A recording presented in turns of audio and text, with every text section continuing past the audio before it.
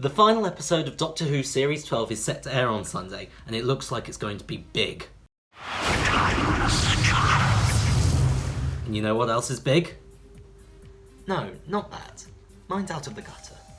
Like the Doctor Who finale, I'm talking about Gallifrey, specifically Gallifrey's Capitol Citadel. You know, the famous one encased in a giant glass dome.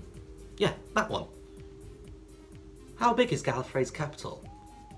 To work this out, we're going to find the most reliable footage of Gallifrey, which, no surprises, comes from Hellbent. No, don't click away, I know what you're thinking, I know some of you don't like it. Then again, some of you don't like the Suranga conundrum, so I don't know what you're thinking, but you must admit some of its CGI shots of Gallifrey are beautiful. And just our luck, this first one is incredibly useful as well. Why? Because it gives us a good look at more or less the entire Citadel, and zooms in onto the window of Rassilon. That means that using Donald Sumpter, the actor playing Rassilon, we can extrapolate the height of the Citadel by working backwards.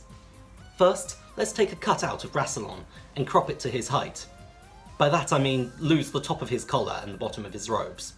Now, we can scale this to the size he appears in the CGI shot and duplicate the image as a ruler.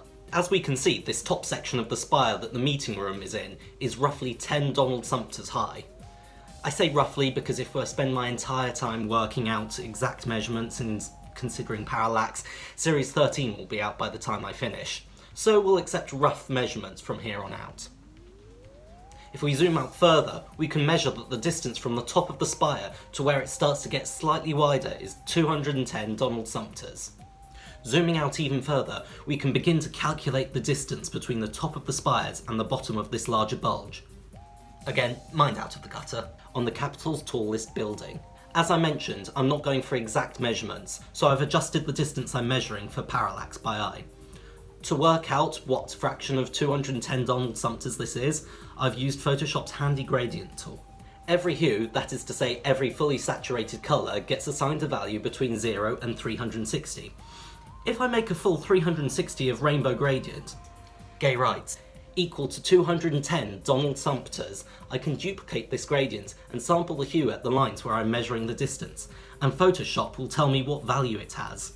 Dividing the full value by 360 and multiplying by 210 Donald Sumpters, I get a total of 493 Donald Sumpters for this section of the Capitol building. This is going great so far, but we've hit a snag. This CGI shot doesn't actually show the entirety of the dome in one shot. God damn it, Hellbent, can you do anything? It's okay. Peter Capaldi and his luscious locks can calm me down, so let's turn to this promo image here for help. Admittedly, we can't see the whole dome here, but we can see the bit we've measured so far, and importantly, we can see the curve of the dome clearly, and from this we can draw what path the entire sphere would cover. As a sphere, it will be the same diameter all the way around, so we can use this angle quite happily. Now excuse me, Peter, we're just going to do some maths around you. Using our measurement of 493 Donald Sumpters calculated previously, as well as the Rainbow of Rassilon technique, we can calculate that the entire dome has a diameter of 6,817 Donald Sumpters. Okay, let's turn that into a real measurement now instead of just using Donald Sumpter. Sorry man, it was fun while it lasted. According to Sumpter's IMDb page, the actor is 5'10", or sometimes 5'9". How wibbly wobbly. Anyway, I work in metric, so we're going to use this value of 175.3 centimetres, or 1.753 metres. If we multiply 6,817 Donald Sumpters by 1.753 metres, we get a total diameter of 11,950 metres, or 11.95 kilometres. Wow, that is far bigger than I was expecting. I was expecting somewhere around the 4 kilometre mark, not this.